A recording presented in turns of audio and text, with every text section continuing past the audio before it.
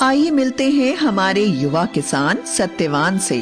शहर से पढ़कर आया ये नौजवान वैज्ञानिक तरीकों से खेती करता है और भरपूर फसल उगाता है। मिट्टी से सोना उपजाता, सारे जग की भूख मिटाता। अब किसान हो गया ताकतवर, टेक्नोलॉजी आई है घर घर। और ये है सत्यवान का पड़ोसी किसान किशन लाल। अब तक मैं अपने बाप दादा का नाम रखने के लिए खेती करता रहा, पर अब मुश्किल बढ़ गई है। गांव वाले कुछ भी कहें, इज्जत से खाली पेट नहीं भरता। ये खेत बेचकर शहर चला जाता हूं, कोई ना कोई काम मिल ही जाएगा।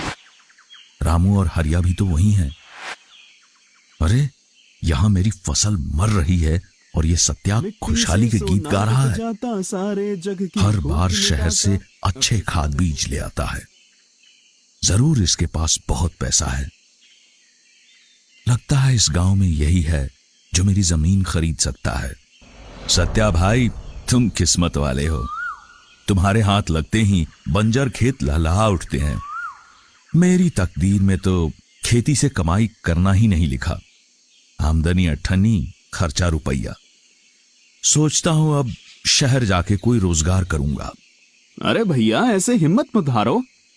अब मैंने फैसला कर लिया है, बस ये पुश्तैनी खेत कोई भला मानुस ले ले।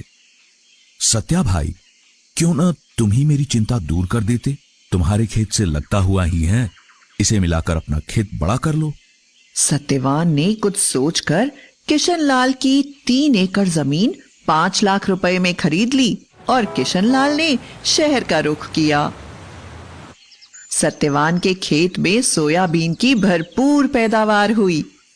इधर किशन लाल ने एक कारखाने में नौकरी करके अच्छे पैसे जमा कर लिए। जब वह गांव वापस आया तो देखता है कि उसके खेत का तो काया पलट हो गया। अरे ये तो चमत्कार हो गया। मेरी बंजर जमीन पे इतनी उपज कैसे? किशन लाल ने खेत बेच तो दिया था, पर उससे मोह नहीं छूटा था। फिर उसी खेत को ऐसी फसल उपजाते देख उसका मन बदल गया। फिर रात भर सोचता रहा कि कैसे भी हो सत्यवान से अपना खेत वापस लेगा और जम के खेती करेगा। आओ किशन भैया, सब कुशल मंगल। वैसे तो सब ठीक है, पर शहर की भागम भाग से परेशान हो गया हूं। सोचता हूं गांव ही में रहकर खेती करूं, वह भी तुम्हारे तरीकों से।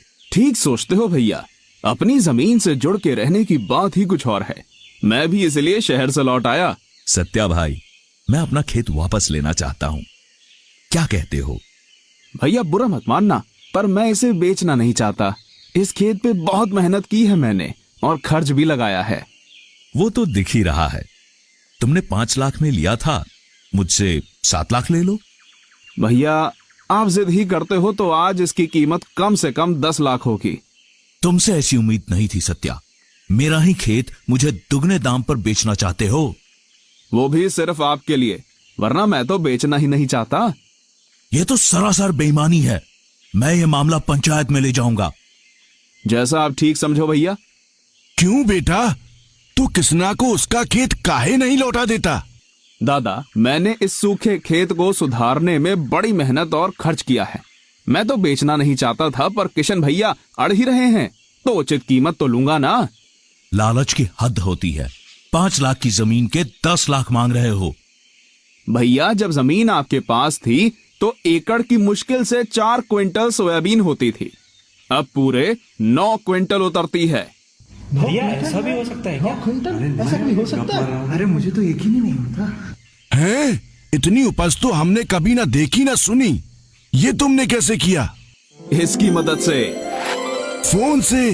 वो कैसे? मैंने इसमें एग्री सेंट्रल ऐप डाला। इस ऐप में बुआई से लेकर फसल बेचने तक हर कदम पर सच्ची और अच्छी जानकारी मिलती है। बस मैं एग्री सेंट्रल की सलाह अपनाता गया और पैदावार बढ़ती गई। सरपंच जी, मेरा फैसला। अरे तुम रुको भी। सत्या, ये तो पूरे गांव के लिए फायदे की चीज है, जरा खुल के बताओ। इस ऐप में है मेरे 6 सच्चे साथी। पहला है क्रॉप प्लान।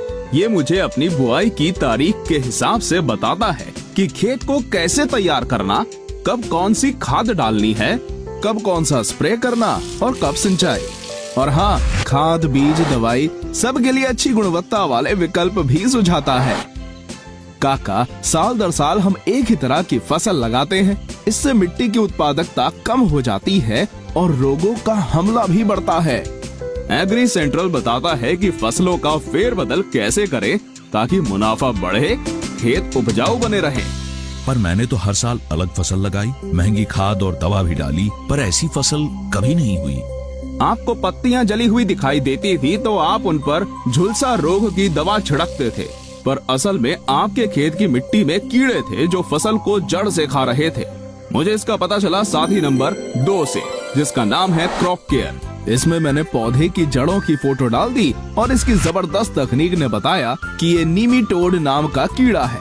फिर उसका उपचार भी बताया। आज खेत में कीड़ों का नामो निशान नहीं है। ये सब कर भी लें, पर इंद्रदेव का क्या भरोसा। मेरी फसल अच्छी हुई थी, पर कटाई करके रखी और अगले ही दिन भारी बरसात आ गई, सारा माल खराब हो गया।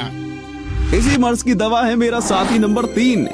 इसको देख लेते तो तुम्हें अगले 15 दिन के मौसम का पूर्वानुमान मिल जाता और तुम अपनी फसल बचा लेते। अच्छा, अब मैं परिचय करवाता हूँ चौथे साथी मार्केट व्यू से। अच्छी पैदावार लेना ही काफी नहीं, उसको अच्छे भाव पर बेचना भी तो होगा। इसमें सब फसलों के देश भर के भाव और उनके उतार चढ़ाव की जानकारी मिलती है, जिससे मैं तय करता हूँ कि फसल कब और कहाँ बेचनी है।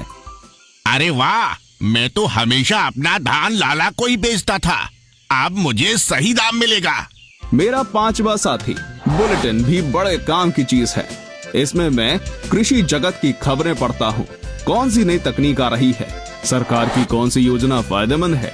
इसी ने मुझे बताया कि स्प्रिंकलर सेट पर 80% अनुदान है।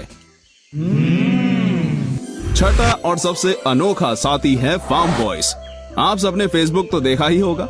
समझो ये किसानों का अपना फेसबुक है। इससे मैं दूर दराज के किसानों से जुड़ता हूँ, अपनी समस्याएं साझा करता हूँ और हो सके तो दूसरों का समाधान भी करता हूँ। एग्री सेंट्रल के वैज्ञानिक भी अपनी सलाह देते हैं। ये सब तो अंग्रेजी में होगा, वो हमें कहाँ आती है। नहीं जतिन दादा, ये ऐप हिंदी में भी है। आप अपनी भाषा में पढ़ सकते हो और लिख भी सकते हो। जब ये ऐप इतना सब कुछ देता है तो इसकी कुछ फीस भी तो होगी। नहीं रमेश, ये बिल्कुल मुफ्त है। लाओ, अभी तुम्हारे फोन में डाल देता हूँ। भाई, तुमने वाकई में कमाल कर दिया। ये खेत तुम ही रखो और दिन दूनी रात चौगनी तरक्की करो। तुमने मुझे एग्री सेंट्रल दे दिया, यही मेरे लिए काफी है। मेरे भाई की जमीन परती पड़ी है, उसकी साझेदारी में खेती करूंगा और तुम्हारी तरह खुशहाल किसान बन जाऊंगा। स्मार्ट किसान भैया। लो जी, इन्होंने तो अपना झगड़ा सलटा लिया और गांव वालों को एक खजाने की चाबी भी दे दी। जब हो अच्छी पैदावार हम कैसे माने हार, आ गया है एग्री सेंट्रल लेके खुशियों की बौछार।